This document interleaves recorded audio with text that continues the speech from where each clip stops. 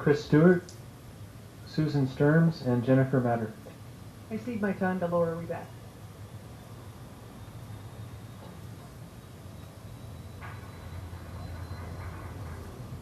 Hi, I'm Laura Reback. My husband and I have 3 children. The youngest, Tuvia, is a 3rd grader at South Shore Elementary School who struggles with various emotional, behavioral, and learning issues associated with his anxiety, ADHD, and OCD. In brief, he is a handful. And while he has been under the care of a pediatric psychiatrist and a child psychologist for several years now, the success we have achieved is no small measure due to the efforts of our school counselor, Rachel Carrasco. Rachel is there for Tuvia in the morning when he is having an anxiety attack, at lunch when he is having sensory integration issues, and in late afternoon when he cannot handle his academic stresses. Through her tireless efforts, Rachel single-handedly holds together a complex, integrated care program that involves our son's therapists, tutors, and classroom teachers. When Rachel is off for a day, which is rare, the delicate balance that keeps our son productive and prevents him from being a burden to his classmates and teachers falls apart. We are shocked and dismayed that the board would think for a moment that an elementary school such as South Shore could get along without its school counselor. I can tell you from this involved parent's perspective that this fiscal experiment, should it be enacted, is going to cost the school district dearly. And I ask you to please consider the following downsides to your decision before moving forward. 1, it will result in classrooms that are far less student-friendly and conducive to serious learning, as our classroom teachers will be forced to deal with a range of new social and emotional issues. Without a Rachel Carrasco in our school, every teacher will be forced to spend valuable teaching time dealing with an individual student issue that they are not properly equipped to handle or should not be dealt with publicly, taking away significant teaching time from others and disturbing the general peace of the classroom.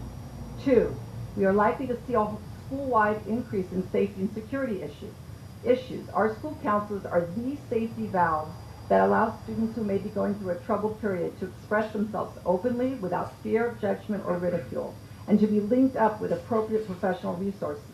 Often this leads to a diagnosis and appropriate treatment either by therapy or medication. There are also the quiet peacemakers who negotiate differences between students before they escalate. Who will perform this role if not Rachel? What will it cost our students if this essential safety valve no longer exists? Please be aware that in making this decision, you are knowingly putting our kids at a heightened risk by creating an environment that is decidedly less safe and secure than the one they presently enjoy. And you should be prepared to defend this decision as future claims arise. 3, lost enrollment. In our case, without Rachel serving as a vital nexus point between our outside therapists and our son's teachers, his situation will quickly become untenable, and as a result, we will end up either leaving the school on our own dime, or Seattle Public Schools will be making the outplacement at its own cost to meet our son's mandated IEP needs. Multiply this by the number of kids who may need reassignment in each school, and the cost of one Rachel Carrasco may seem like a bargain.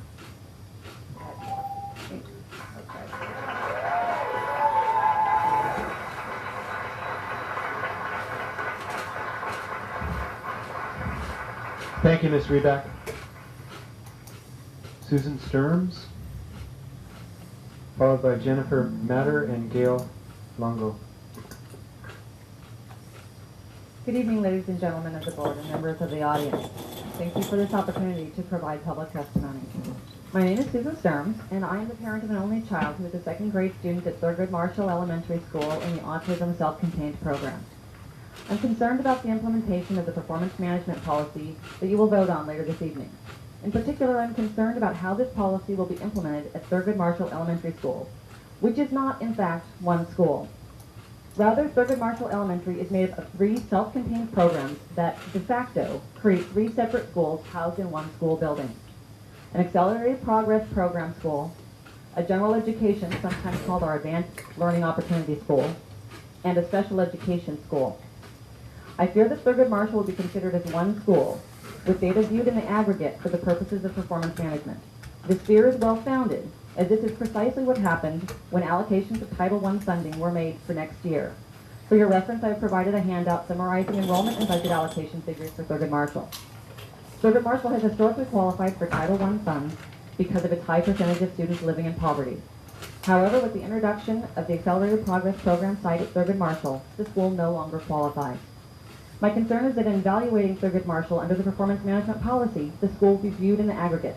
This will result in neglecting the needs of students struggling in the general education school at Thurgood Marshall, because those needs will be masked by blending the results on performance measures such as test scores. For your reference, I provided a handout summarizing the Wausau four-year comparisons for Thurgood Marshall Elementary and Lowell Elementary. As you know, Lowell Elementary was historically the all-city draw site for APP. Also included in the handout is data for a theoretical school that is a combination of Thurgood Marshall and half of the APP students. This is simply an illustration of the way blending test scores would mask the struggle of general education population at Thurgood Marshall. It is my understanding that a portion of federal Title I funds have been reserved by the district for the purpose of funding interventions under the performance management policy. I feel strongly that Thurgood Marshall should continue to be the beneficiary of Title I funds, if not directly, at least in the form of approved and funded performance management plans that provide supplemental instructional support and materials and professional development for staff. I do have an additional fear that under the various remedies outlined in the performance management policy, Thurgood Marshall will be identified to be reconstituted rather than getting professional development, instructional support, and necessary materials. I worry that the general education program will be phased out or abruptly eliminated. This fear is intensified by my belief that the new student assignment plan attendance area for Thurgood Marshall will lead to a dwindling general education enrollment at our school and further marginalization of those students. There's a handout with the new and old attendance areas as well. Please work to ensure that the performance management policy is implemented in a way that benefits the high poverty school of general education and disabled children at Thurgood Marshall. Thank you.